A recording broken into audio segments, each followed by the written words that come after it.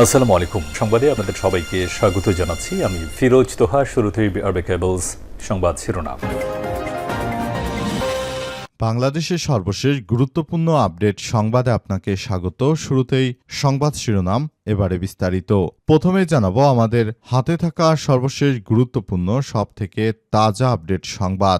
সংস্কারের ব্যাপারে কোনো ধরনের নেগোসিয়েশন করবে না এনসিপি, বললেন আসিফ মাহমুদ। সংস্কারের ব্যাপারে জাতীয় নাগরিক পার্টি এনসিপি বা নাহিদ ইসলামের দল কোনো ধরনের নেগোসিয়েশন করবে না বলে জানিয়েছে দলটির মুখপাত্র, ঢাকা দক্ষিণ সিটি কর্পোরেশন বা ডিএসসিসির মেয়র প্রার্থী আসিফ মাহমুদ সজীব ভুঁইয়া। আজ এনসিপির ঢাকা উত্তর সিটি কর্পোরেশন ডিএসসিসির মেয়র প্রার্থী আরিফুল ইসলাম আদিবের নির্বাচনী প্রস্তুতি ও উত্তর সিটিতে ৫৪টি ওয়ার্ডের বিধিনিষেধ নিয়ে আয়োজিত রাজনৈতিক কর্মশালায় বক্তব্যকালে তিনি এমন মন্তব্য করেছেন। তিনি বলেন, জনগণের গণভোট যদি বিএনপি না মানে তাহলে আন্দোলনের কোনো বিকল্প থাকবে না।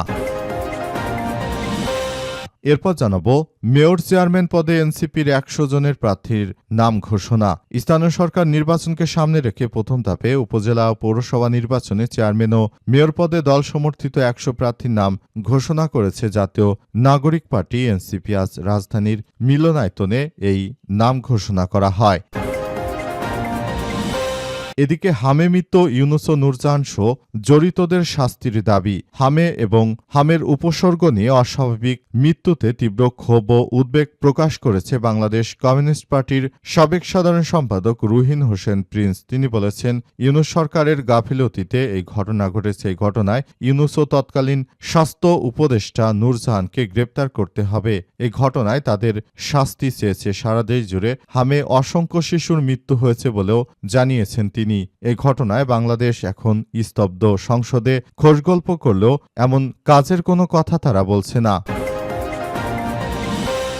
এরপর জানাবো পাকিস্তানে পুলিশ পোস্টে গাড়ি বোমা হামলা, নিহত ৩। পাকিস্তানের উত্তর পশ্চিম অঞ্চলে একটি পুলিশ পোস্টে গাড়ি বোমা হামলার পর তীব্র বন্দুকযুদ্ধে অন্তত ৩ পুলিশ কর্মকর্তা নিহত হয়েছে। পুলিশ ও নিরাপত্তা সূত্রের বরাতে এক প্রতিবেদনে এই তথ্য জানিয়েছে খবর আল জাজিরা।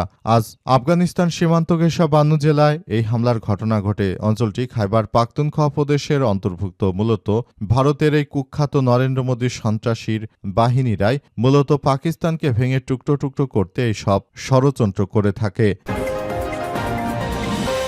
এবং সর্বশেষ জানাবো সীমান্তে কড়া বার্তা বিজিবির, পিছু হটল বিএসএফ। বিএসএফের গুলিতে নিহত ২ বাংলাদেশি, সর্বোচ্চ সতর্কতায় বিজিবির সদস্যরা।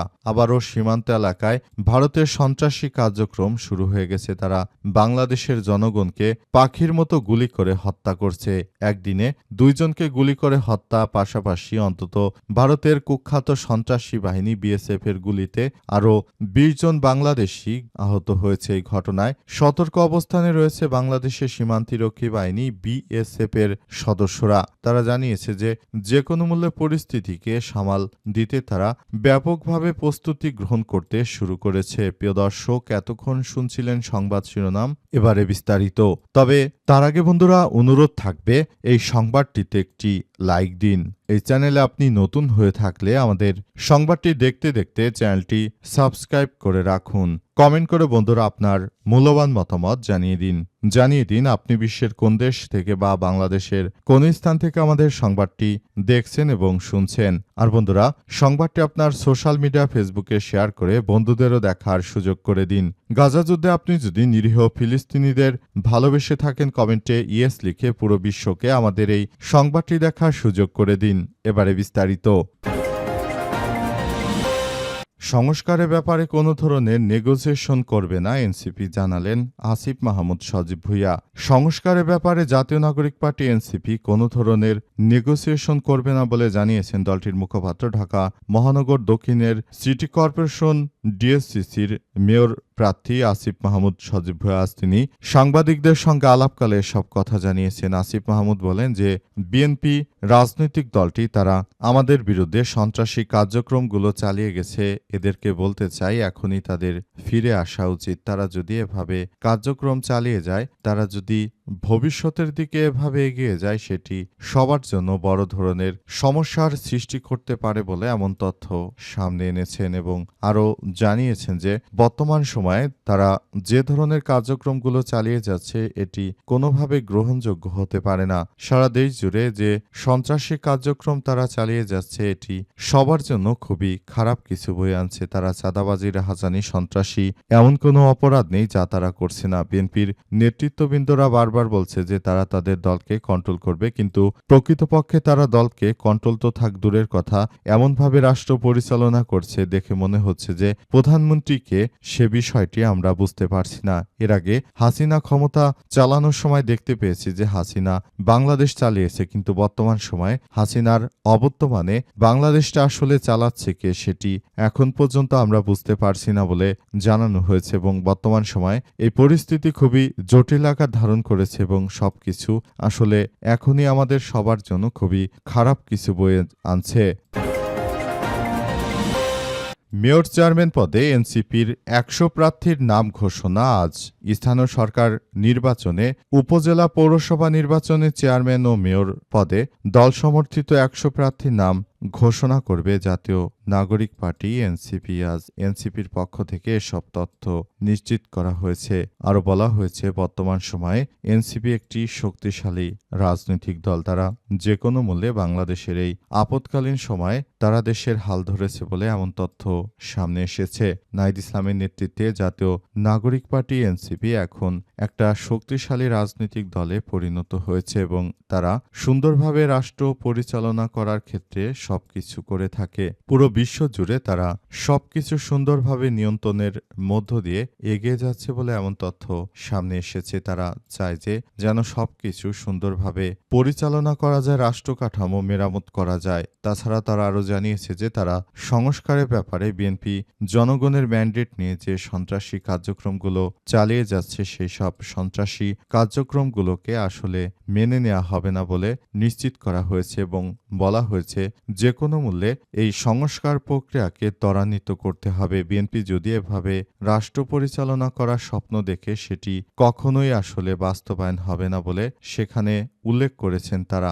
বর্তমান সময়ে ইতিহাসের সব থেকে এক ভয়াবহ বিপর্যয়ের মুখে পড়েছে বাংলাদেশ। এই জায়গা থেকে দেশকে টেনে তোলা এনসিপির একমাত্র প্রধান দায়িত্ব। হামেমিত্য ইউনুস ও নূরজাহান সহ জড়িতদের শাস্তির দাবি।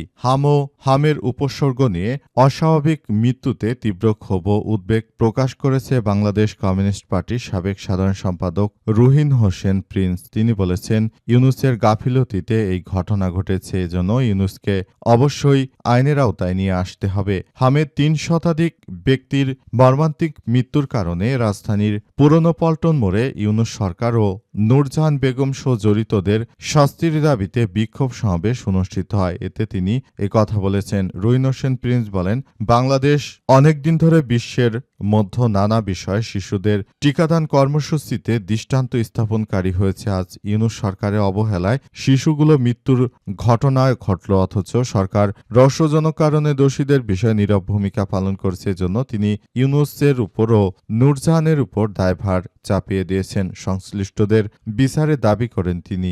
এই নেতা আরও বলেন, জাতীয় সংসদে সরকারি ও বিরোধী দল মিলে অনেক অপ্রয়োজনীয় হাস্যরস্যের কথা বলে সময় নষ্ট করল। এই ধরনের অতি গুরুত্বপূর্ণ বিষয় নিয়ে পর্যাপ্ত আলোচনা করা হচ্ছে না। তিনি আরও জানান, হামে আক্রান্ত হওয়ার পর আইসিইউ সাপোর্ট না দেওয়ার কারণে অনেক শিশুর মৃত্যুর ঘটনা ঘটেছে। এই ঘটনার পর সরকার আইসিইউ সাপোর্ট দেওয়ার জন্য পরিকল্পিত উদ্যোগ নিলে অনেক শিশুর মৃত্যু এড়ানো যেত, কিন্তু সরকার সেটি করতে সম্পূর্ণ ব্যর্থ হয়েছে বলে জানান তিনি এবং তিনি সরকারেরও সমালোচনা করে দ্রুত পদত্যাগ করার আহ্বান জানান। পাকিস্তানের পুলিশ পোস্টে গাড়ি বোমা হামলা, নিহত ৩। পাকিস্তানের উত্তর পশ্চিম অঞ্চলে একটি পুলিশ পোস্টে গাড়ি বোমা হামলার পর তীব্র বন্দুকযুদ্ধে অন্তত ৩ পুলিশ কর্মকর্তা নিহত হয়েছে। পুলিশ ও নিরাপত্তা সূত্রের বরাতে এক প্রতিবেদনে এই তথ্য জানিয়েছে আল জাজিরা। গভীর রাতে আফগানিস্তান সীমান্ত ঘেঁষা বান্নু জেলায় এই হামলার ঘটনা ঘটে। অঞ্চলটি খাইবার পাখতুনখোয়া প্রদেশের অন্তর্গত। পুলিশ ও কর্মকর্তা জাহিদ খান বার্তা সংস্থাকে এপিকে জানিয়েছেন, এক আত্মঘাতী বোমা হামলার কারণে এই ঘটনা ঘটে। এমন একটি ঘটনা এমন এক সময় ঘটল যখন পার্শ্ববর্তী দেশের যুদ্ধবিরতি নিয়ে পাকিস্তান অনেক বেশি প্রচেষ্টা চালিয়ে যাচ্ছে, কিন্তু তারপরও এই প্রক্রিয়াগুলোর মধ্য দিয়ে যাওয়া হচ্ছে না। বর্তমান সময়ে তারা এই কার্যক্রমগুলো চালিয়ে পুরো পরিস্থিতিকে একদম ধ্বংসস্তূপে পরিণত করছে। যে কোনো মূল্যে সবকিছু আসলে ধ্বংসস্তূপে পরিণত হচ্ছে। পুরোপুরি তারা এই কার্যক্রম চালিয়ে যাচ্ছে এবং সবকিছুর জন্য ভারতকে দায়ী করেছে। ভারতের মদতপুষ্ট সন্ত্রাসীরা তারা পাকিস্তানের অভ্যন্তরে ঢুকে তারপর পাকিস্তানের রাজনীতিকে নিয়ন্ত্রণ করার চেষ্টা চালিয়ে যাচ্ছে এবং পাকিস্তানকে ভেঙে টুকরো টুকরো করে দিয়ে তারা মূলত একটি সন্ত্রাসী ও জঙ্গি রাষ্ট্রে পরিণত করতে চায়। ভারতের এই সন্ত্রাসী নরেন্দ্র মোদী হিন্দুত্ববাদীরা এছাড়াও পাকিস্তানের নদীর পানি বন্ধ করে দিয়ে পাকিস্তানকে শুষ্ক অঞ্চলে পরিণত করতে চায় এই সন্ত্রাসী নরেন্দ্র মোদী। নদীর পানি নদীর গতিপথেই যাবে, কিন্তু এখানে বাধা দিয়ে বাংলাদেশকে মরুভূমিতে পরিণত করছে, আর একই কায়দায় তারা পাকিস্তানকেও মরুভূমিতে পরিণত করতে চায়। পাকিস্তানও সাফ জানিয়ে দিয়েছে যদি এই নদীর পানি না দেয়া হয় তাহলে ভারতের উপর তারা অ্যাকশন নেবে।